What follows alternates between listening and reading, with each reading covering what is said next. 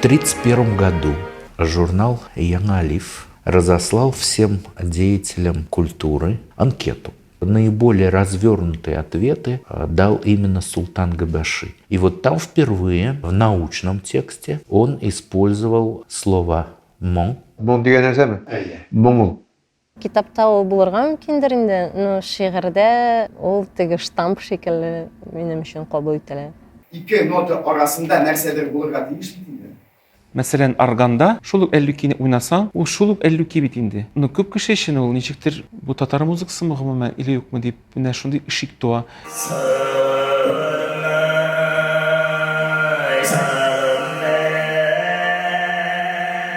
Бәлки менә бу тыңлыкта мин моңны сизәм дә инде. Һәр җырчының үзенең моңы бар, үзенең мелизматикасы бар. Менә шуның белән кыйммәтле дә инде ул. Моң төшенчәсенә татар халкының һәм тарихы, һәм аңа хас менталь сыйфатлары бергә кушылып, бирегеп килә кебек тоела миңа. Ишеттем мин кичә. Берәү җырлый. Чын безнеңчә матур милли көй.